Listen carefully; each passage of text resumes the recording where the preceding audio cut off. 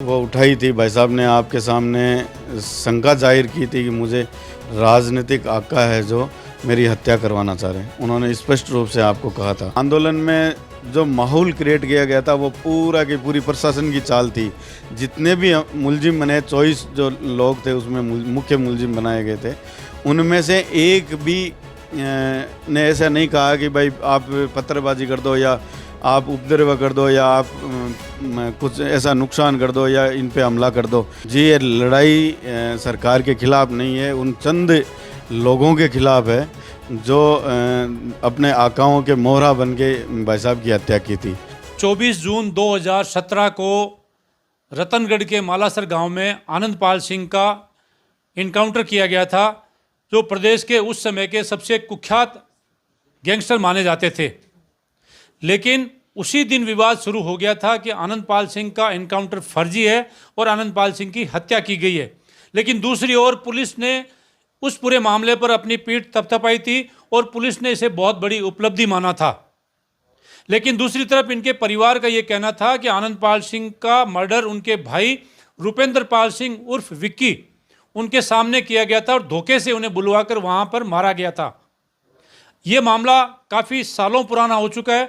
आनंद पाल सिंह का इनकाउंटर होने के बाद लगातार 17 दिन तक आनंद पाल सिंह का शव उनके घर में डीप फ्रीज में पड़ा रहा और आखिरकार पुलिस ने जबरन उनका अंतिम संस्कार करवाया। उस समय आनंद पाल सिंह के भाई रुपेंद्र पाल सिंह और मंजीत पाल सिंह दोनों जेल में थे और उनकी छोटी बेटी योगिता सिंह उम्र में कम थी, बच्ची थी, और बड़ी बेटी चीनू दुबई गई हुई थी और उन पर आरोप था कि आनंद पाल सिंह को उन्होंने फरार करवाया है, तो इसलिए वो यहाँ आ नहीं पाई थी। केवल घर की 3 महिलाएं थी जो ये लड़ाई लड़ रही थी और उस समय राजपूत समाज ने पूरे ताकत के साथ इस लड़ाई में इनका साथ दिया था। और उस समय सीबीआई में एक मामला गया था जिसमें उपद्रव फैलाने और पुलिस पर हमला करने का आरोप में लगभग 2 दर्जन लोगों को आरोपी बनाया गया था, जिसमें स्वर्गीय लोकेंद्र सिंह कालवी, स्वर्गीय सुखदेव सिंह गोगामेड़ी और महिपाल सिंह मकराना के अलावा कई ऐसे राजपूत समाज के नेता थे जिन पर यह आरोप था कि उन्होंने साम्राज्य में उपद्रव फैलाया। लेकिन आखिरकार आनंद पाल सिंह का अंतिम संस्कार हुआ और अंतिम संस्कार के बाद में उनके भाई रुपेंद्र पाल सिंह आज भी जेल में, लेकिन मंजीत पाल सिंह जब से बाहर आए हैं ये अपने भाई के लिए न्याय की लड़ाई लड़ रहे हैं। आज जब सीबीआई ने ये निर्णय किया है कि एसीजेएम कोर्ट में उन 5 पुलिस के अधिकारियों के खिलाफ 302 में यानी कि हत्या का मुकदमा दर्ज किया जाए और जांच को आगे बढ़ाया जाए, उसके बाद से फिर से एक बार आनंद पाल सिंह का जिन यूं मानिए कि जाग चुका है और पूरे प्रदेश की मीडिया ही नहीं, पूरे प्रदेश की सरकार और पुलिस की नज़र इस मामले पर बनी हुई है। अब आगे देखते हैं कि क्या फैसला होता है, सीबीआई किन पर आरोप लगाकर किन को गिरफ्तार करती है, या जिन पर आरोप लगा है हत्या का वो अपर कोर्ट में जाते हैं, हाई कोर्ट में जाते हैं या सुप्रीम कोर्ट में जाकर अपना बचाव करते हैं। ये देखने का विषय रहेगा। लेकिन इस पूरे मामले पर चर्चा करने के लिए हमारे साथ है आनंद पाल सिंह के भाई मंजीत पाल सिंह सांवराद।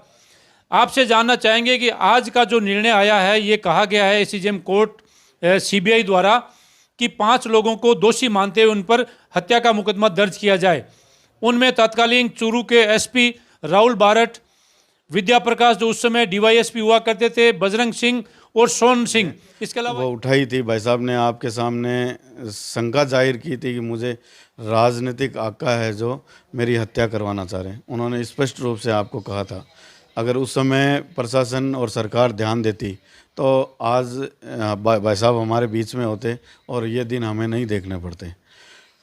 जो इस प्रकरण की बात है, जो सभी ने इसको, जो प्रशासन के लोग हैं उन्होंने इसको इनकाउंटर का रूप दिया है। हम लोग शुरू से ही ये बोलते आ रहे हैं, हम लोगों ने शुरू से ही पहले दिन से ये मांग की है कि ये इनकाउंटर नहीं है, ये सोची समझी राजनीतिक हत्या है। ये जो अधिकारी है ये मोरा मात्र है, इनके जो आका है वो कोई और है, वो बड़े लोग हैं जो सामने नहीं आ रहे हैं। अब इसमें इनकाउंटर रूप देने के बाद में जब हमने मांग की, और हमारी मांग वाजिब भी थी, हमारे पूरे समाज ने, जितने भी गिरिराज सिंह जी लोटवाड़ा है, कालवी साहब है, सुखदेव सिंह जी है और भी हमारे बहुत सारे लोग हैं जो आज दुनिया में नहीं है। और साम्राज्य आंदोलन के तहत दो भाइयों ने अपनी जान भी दी थी, सुरेंद्र सिंह और भवानी सिंह ने।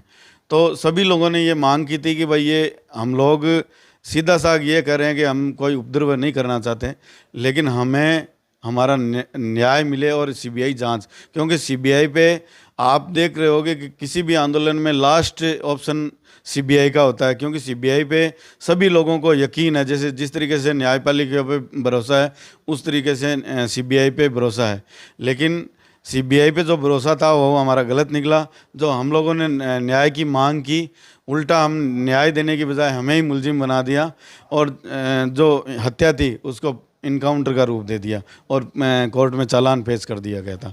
उसके खिलाफ हमारे पास फिर कोई ऑप्शन नहीं था। हमारे सभी जितने भी समाज के बड़े लोग हैं और जितने भी हमारे एडवोकेट्स हैं, उन्होंने सब ने सलाह करके फिर कोर्ट में जाने का निर्णय किया। और न्यायपालिका पे शुरू से ही हमें यकीन था और न्यायपालिका ने आज ये साबित कर दिया कि भाई वो हत्यारे हैं और न कि वो इनकाउंटर है। देखिए, जिस समय साम्राज्य आंदोलन हुआ था उस समय एक बार का माहौल इस तरीके का बन गया था कि टकराव की स्थिति बन गई थी, 2 लोगों की जान भी गई थी।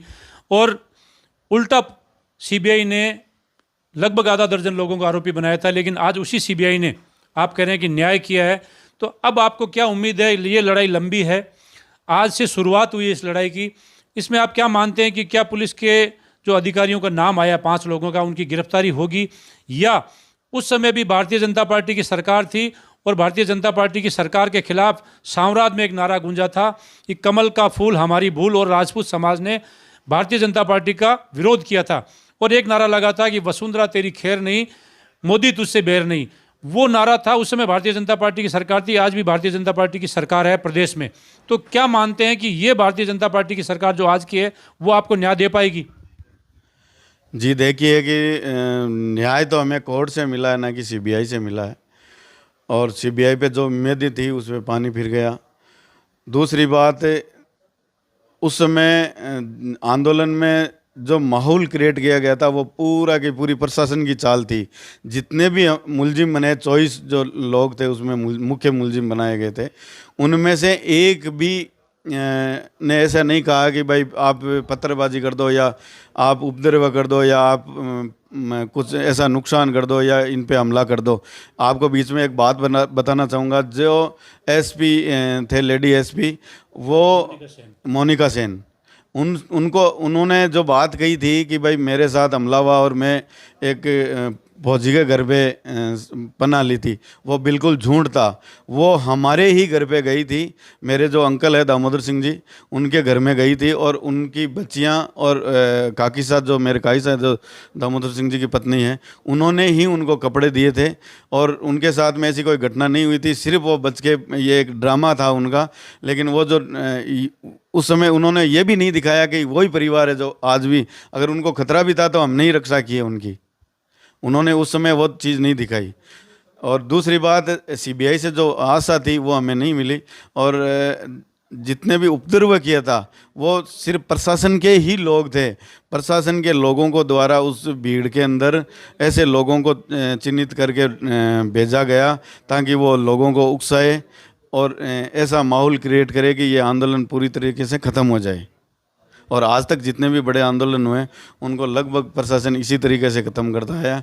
और ये मेरे हिसाब से राजस्थान का सबसे बड़ा आंदोलन था, जिसमें लाखों लोग आए थे और जिन्होंने न्याय की मांग करी थी। और उस आंदोलन को इनको ख़त्म करने के लिए इन्होंने ऐसी चाल चली जिससे उस आंदोलन को ख़त्म कर दिया गया और फिर बाद में जबरन भाई साहब की बॉडी को जला दिया गया था। देखिए, 24 जून को जब इनकाउंटर हुआ था रतनगढ़ के पास में, उस समय ये माना गया था कि आनंदपाल सिंह का इनकाउंटर हुआ। पुलिस डिपार्टमेंट, पूरे राजस्थान की पुलिस डिपार्टमेंट में एक खुशी की लहर थी और कई लोगों को ऐसा लगा था कि मेडल मिलने वाला है। लेकिन जैसे जैसे आनंदपाल सिंह के अंतिम संस्कार को लेकर एक गतिरोध बना था, वो 13 जुलाई तक जारी रहा था। इस दौरान कई वहाँ पर उतार चढ़ाव देखने को मिले, आंदोलन भड़का, पुलिस पर पथराव भी हुआ। और फिर लास्ट दिन जब वहाँ पर पूरे राजपूत समाज के लोग एकत्र हो रहे थे, उसी दिन उपद्रव हुआ। उपद्रव के बाद में जब अंतिम संस्कार किया गया, वो अंतिम संस्कार भी पुलिस की कस्टडी में हुआ था, परिवार का कोई सदस्य नहीं था। लेकिन आपकी जो बच्ची थी योगिता सिंह ने उस समय भी ये कहा था कि हम ये लड़ाई लड़ेंगे, और आज आप कह रहे हैं कि हम लड़ाई लड़ेंगे।